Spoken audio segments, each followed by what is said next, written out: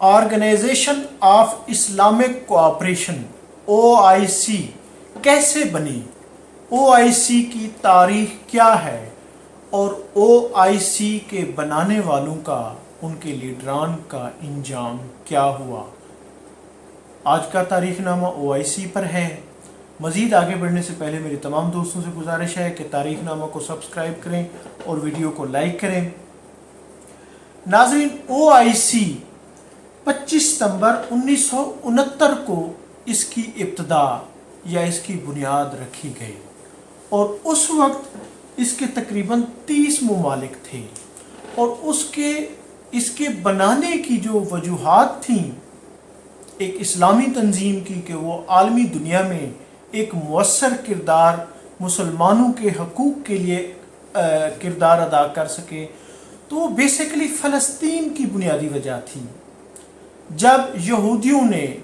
مسجد اقصیٰ کو جلانے کی کوشش کی، اسے نظر آتش کرنے کی نعوذ باللہ کوشش کی، لیکن یہ اس سے پہلے بلکہ چلے جائیں 14 مئی 1948 کو اسرائیل کا قیام فلسطینیوں کی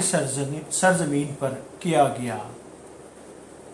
یہ سرزمین عربوں کی سرزمین تھی، یہ فلسطینیوں کی سرزمین تھی، یہ یہودیوں کی یا اسرائیلیوں کی نہیں تھی۔ اس سرزمین پر 1948 سے پہلے بلکہ 1905 میں تو یہاں پہ تقریباً 1000 یہودی بھی نہیں تھا، یہ فلسطین کے سرزمین پر، اور 1930 کی جو عرب کی مردم شماری ہے اس کے مطابق صرف 2000 یہودی تھے، اور 1946 پھر 44 پھر 42 کے اعداد و شمار کے مطابق 10,000 15,000 سے زیادہ وہاں پر یہودی نہیں تھے، اور پھر 14 مئی 1948 کو اس سرزمین پر ایک ملک جس کا نام اسرائیل رکھا گیا، یہودیوں کا ایک ملک، عالمی طاقتوں کی سازش سے اور عربوں کی سرزمین پر ان کی فلسطینیوں کو مار کر ان کی زمینوں پر قبضے کر کر برطانیہ، امریکہ ان کی باقاعدہ آشیرواد سے اس اسرائیل کو بنایا گیا، اور 14 مئی 1948 ان کا آغاز تھا۔ اس کے بعد انہوں نے اتنی تیزی سے لبنان، مصر، ارد گرد کے تمام ممالک کی سرزمین پر یہودیوں نے قبضہ کیا، بلکہ اس سرزمین کے لوگوں کو مارا، زبردستی ان پر اپنا تسلط جمایا، اور انہوں نے اس پر اکتفا نہیں کیا، انہوں نے ہیکل سلیمانی کی تعمیر کے حوالے سے اور مسجد اقصیٰ کو نعوذ باللہ انہوں نے شہید کرنے کا منصوبہ بنایا، اور پھر ان کو بلکہ انہوں نے شہید کرنے کی جسارت بھی کی اور اسے نظر آتش کرنے کی کوشش کی، اس میں آگ لگائی گئی، جس پر بلکہ 1973 میں عربوں اور اسرائیل کے درمیان ایک جنگ بھی ہوئی، جو ایک تاریخی جنگ تھی، جس میں اسرائیل نے بدماشی کرتے ہوئے، یعنی ایک بدماش کے روپ میں عرب ریاستوں پر، یعنی کہ کئی ان کے ہزاروں کلومیٹر رقبے پر قبضہ کیا، اور برطانیہ، امریکہ اس وقت اسرائیل کے حق میں تھی، انہوں نے کوئی کردار ادا نہیں کیا۔ اس پر اس وقت کے جو مسلمان لیڈران تھے، شاہ فیصل، سعودی عرب کے شاہ فیصل، کنگ شاہ فیصل نے اس وقت یورپ، امریکہ کا تیل بند کر دیا تھا۔ ایل بند کرنے سے امریکہ اور خاص طور پہ برطانیہ، یورپ، یہ تمام بڑی قوتیں گھٹنے ٹیکنے پر مجبور ہو گئی تھیں، اور اسی وقت مسلمانوں نے ضرورت محسوس کی تھی کہ ایک ایسی تنظیم بنائی جائے جو مسلمانوں کے حقوق کے لیے ایک مؤثر کردار ادا کر سکے، خاص طور پہ مسجد اقصیٰ پر ایک حملے کے بعد اور اسے نظر آتش کرنے کی کوشش کے بعد OIC جو 25 ستمبر 1969 کو اس کا قیام عمل میں لایا گیا۔ ابتدا میں اس کی، جیسے میں بتا رہا ہوں، کہ 30 ممالک تھے، اور پھر آج اس میں تقریباً 57 کنٹریز، اسلامک کنٹریز اس میں شامل ہو چکے ہیں، اور 4 بر اعظموں پر یہ جو تنظیم ہے OIC پھیل چکی ہے. اس کے 5 مبصر ممالک بھی اس میں، جیسے آج اس میں چائنا بھی شریک ہے، بطور مبصر وہ اس میں شرکت کر رہا ہے. اور یہ تقریباً آج 1.5 ارب مسلمانوں کی نمائندہ تنظیم ہے. ناظرین، اس تنظیم کا بدقسمتی سے یہ صرف بیانات دینے والی تنظیم یا قراردادیں پاس کرنے والی تنظیم بن کر رہ گئی ہے. اس نے آج تک کوئی مؤثر کردار، یا خاص طور پہ جس طرح نیٹو ہے، نیٹو کا ایک سیاسی ونگ کے ساتھ ان کا ایک باقاعدہ جنگی ونگ ہے، جو باقاعدہ آپریشنل ونگ ہے، جو کارروائیاں کرتا ہے. جو ان کے ایک نیٹو کے 26 ممالک میں سے کسی ایک ملک پر بھی کوئی زد پڑتی ہے تو وہ تمام ممالک، جیسے افغانستان پر پورے نیٹو نے حملہ کیا تھا، تو اسی طرح اس میں OIC میں ان کا آپریشنل ونگ نہیں ہے، فوجی ونگ نہیں ہے، جس کی وجہ سے یہ صرف بیانات دیتے ہیں، یہ صرف پولیٹیکل یا پھر قراردادیں پاس کرتے ہیں جن کو عالمی طاقتیں جن کا اثر قبول نہیں کرتی. اور اب آتا ہوں کہ ان کے بنانے والوں کا کیا انجام ہوا. ناظرین، جو ان کے بنانے والے تھے ان میں سعودی عرب کے کنگ شاہ فیصل، پاکستان کے ذوالفقار علی بھٹو، مصر کے انور سادات، اس کے بعد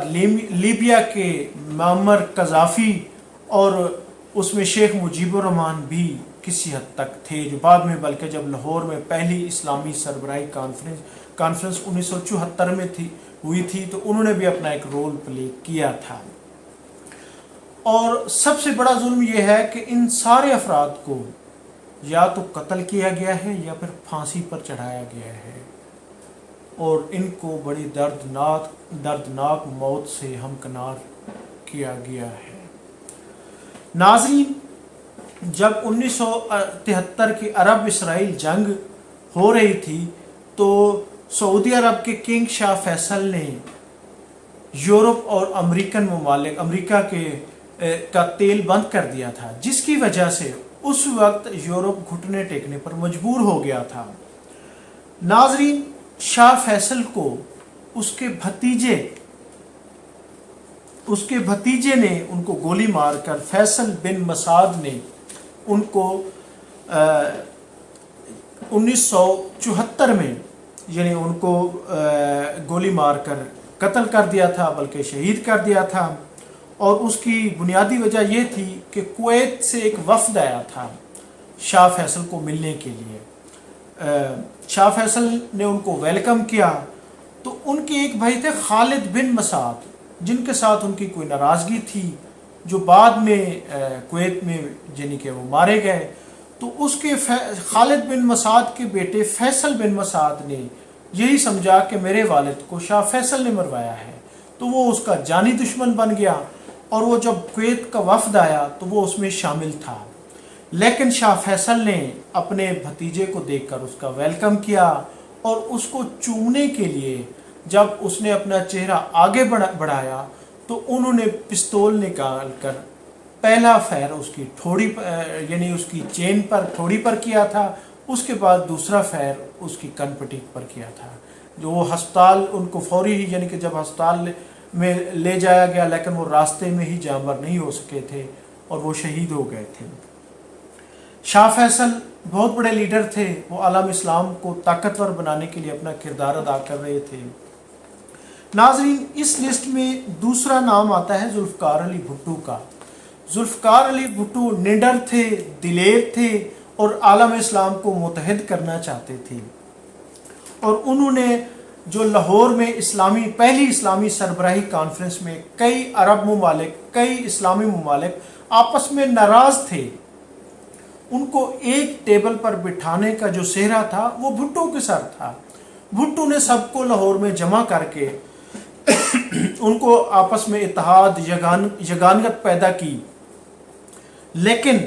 دشمن کو وہ ایک آنکھ نہیں بھائے. اور پھر 1977 کو جب سیاسی محاذرہ شروع ہوئی، 9 ستارہ جو اس کی مخالف تنظیمیں تھیں، انہوں نے الیکشن میں 1977 میں ہونے والے الیکشن پر اس پر دھاندلی کے الزامات لگائے. تو اس پر जनरल ज़ियाउल हक ने 5 जुलाई 1977 को उसकी हुकूमत उलट कर मार्शल लगा दिया और फिर उस पर मोहम्मद खान कसूरी के कत्ल का इल्ज़ाम भी लगा दिया गया और उसको 3-4 के यानी कि फैसले के साथ उसको बाकायदा फांसी सुना दी गई और 4 अप्रैल 1979 को उसको फांसी दे दी गई। नाजरीन, बाद में यानी कि कई जजेस ने भी इतराफ़ किया था कि उनको भुट्टो को दबाव में आकर ये फ़ैसला दिया गया था और उसमें ये भी कहा गया था कि CIA के बिमा पर उसको जुडिशल मर्डर उसका किया गया है। नाजरीन, इस लिस्ट में जो दूसरा नाम है वो शेख मुजीबुर रहमान का है, बल्कि तीसरा नाम शेख मुजीबुर रहमान जो 1974 को इस्लामी सरबराही कॉन्फ्रेंस में, पहली इस्लामी सरबराही कॉन्फ्रेंस में लाहौर आए थे और उन्होंने इस्लामी यानी कि OIC में शुमालियत भी इख्तियार की थी और फिर बहुत फ़ाल किरदार अदा किया था। बांग्लादेश उसका रुकन बना था और कई अरब ममालिक के साथ ख़ास तौर पे उसने फ्रंट फुट पर आके पाकिस्तान के लिए और आलम इस्लाम को आपस में मुत्तहिद करने के लिए उसने बहुत रोल प्ले किया था। लेकिन शाह फैसल के तकरीबन शहादत के 6 माह बाद 1975 में बांग्लादेश में भी एक जनरल ज़ियाउल रहमान ने उनकी हुकूमत का तख्ता उलट कर सदारती महल में फ़ौजी दाखिल कराकर उनकी पूरी फैमिली को मर्डर कर दिया था, कत्ल कर दिया था। और उसके बाद उनके सिर्फ 2 बेटियां, शेख हसीना वाजिद और दूसरी बेटी वो जो जर्मनी में थी वो बच पाई थी, बाकी सबको मार दिया गया था। इसी तरह लीबिया के कर्नल कज़ाफ़ी ने भी इस्लामी सरबराही कॉन्फ्रेंस के लिए बहुत अहम किरदार अदा किया था और इसके बानी अरकान में थे और वो भी यहूद की साजिशों के यानी खिलाफ थे। नाजरीन, उनको भी 2011 में बागियों ने नेटो की यानी कि जंग में यानी कि वो उसको ढूंढ रहे थे मारने के लिए, तो बागियों ने उसको कत्ल कर दिया था। तो उसको भी जो है यानी कि बहुत बुरी तरह उसकी लाश को घसीटा गया था, उसकी बेहुरमती की गई थी और उसको भी कहा जाता है कि CIA ने मरवाया था, अमेरिकन CIA ने। उसके बाद अनवर सादात आ जाते हैं। अनवर सादात मिस्र के सदर। नाजरीन, OIC बनाने में उनका भी, वो भी उसके बानी में थे, उनका भी अहम किरदार था और अरब ममालिक को यकजा करने में उसका भी बहुत अहम किरदार था। आलम इस्लाम के एक लीडर थे। उनको नाजरीन इस्लामिक जहाद जो मिस्र की एक तंजीम थी उसके खालिद इस्लाम बोली ने कत्ल किया था और उसको कत्ल करने का जो फतवा था एक नबीना मौलवी ने, जो अमेरिका की रियासत कैरोलिना में जो सारी ज़िंदगी रहे, उन्होंने कत्ल का फतवा दिया था और उसी पर जो जिनकी बल्कि 2017 में जो अमेरिका में मरे वो बेसिकली CIA के एजेंट थे, उसके फतवे की बदौलत उसको खालिद इस्लाम बोली ने उनको कत्ल कर दिया था और ये भी आलम इस्लाम के बहुत बड़े लीडर थे। नाज़रीन, जिन अफराद या जिन लीडरों ने OIC बनाने में अहम किरदार अदा किया, शाह फैसल को उनके भतीजे के ज़रिए मरवा दिया गया, इसी तरह भुट्टो को फांसी चढ़ा दिया गया और अपना शेख मुजीबुर रहमान को उनके घर में घुसकर मरवाया गया। अनवर सादात को इस्लामी जिहाद की तंजीम के ज़रिए जो बुनियादी तौर पे CIA की फंडेड थी उसके ज़रिए उसको मरवाया गया और फिर इसी तरह जितने भी इस्लामी लीडरान थे उनको इसी तरह कत्ल किया गया। तो नाजरीन, आज भी इस्लामोफोबिया के ख़िलाफ़ दुनिया में बड़ा यानी कि वो हो रहा है, वावैला हो रहा है कि आज दोबारा 2022 में इस्लामाबाद में वज़राए ख़ारजा की कॉन्फ्रेंस हो रही है। नाजरीन, मैं आपके साथ कुछ इसके फैक्ट एंड फिगर भी आपके साथ शेयर करता हूँ। पाकिस्तान में ये अब चौथा वज़राए ख़ारजा का इजलास है, इस्लामी वज़राए ख़ारजा का। पहला इजलास 1970 में हुआ था, दूसरा 1980 में हुआ था, तीसरा 1993 में हुआ था और चौथा मुशर्रफ दौर में 2007 में हुआ था। तो इसके अलावा पाकिस्तान OIC का बानी रुकन है और फिर सबसे पहली जो OIC की इस्लामी सरबराही कॉन्फ्रेंस थी वो जुल्फ़िकार अली भुट्टो ने कराई थी, वो 1974 में लाहौर में हुई थी। और फिर लीबिया के जो मुअम्मर कज़ाफ़ी थे नाज़रीन, उन्होंने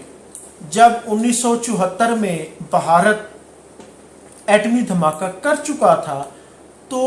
कर्नल कज़ाफ़ी पहला लीडर था जिन्होंने यहाँ पर आकर पाकिस्तान के एटमी प्रोग्राम की हिमायत की थी और बाकायदा बबांगे दुहल कहा था कि मैं हिमायत करता हूँ। उस पर भी पाकिस्तान ने बल्कि उनके नाम पर जो आज हमारा कज़ाफ़ी स्टेडियम है वो कर्नल कज़ाफ़ी के नाम पर है। तो पाकिस्तान ने उनका शुक्रिया अदा किया था। नाज़रीन, OIC की मुख्तसर तारीख़ और उसके बनाने के मकासद और अगराज़ आपके सामने पेश किए हैं। और OIC हमेशा फ़लस्तीन, कश्मीर और जहाँ भी मुसलमानों पर मज़ालिम होते हैं उनके हक़ में हमेशा बयानात, करारदादें और इस तरह के यानी कि पॉलिटिकल प्लेटफार्म से अपना एक किरदार अदा करती है, लेकिन बदकिस्मती से उसका कोई ऑपरेशनल या जंगी फ़ौजी वो नहीं है, किरदार नहीं है, जिसकी वजह से वो एक मौसर उसका किरदार जो है ना वो सामने नहीं आता। लेकिन एक सियासी किरदार है जो वो अदा करती है और उसके असरात भी मुरतब होते हैं। उम्मीद है OIC की तारीख़, उसके अगराज़, बनाने के अगराज़, मकासद पे ये वीडियो आपको पसंद आई होगी। अब्दुर्रऊफ़ रूफ़ी को इजाज़त दें। बहुत शुक्रिया, थैंक यू, अल्लाह हाफ़िज़।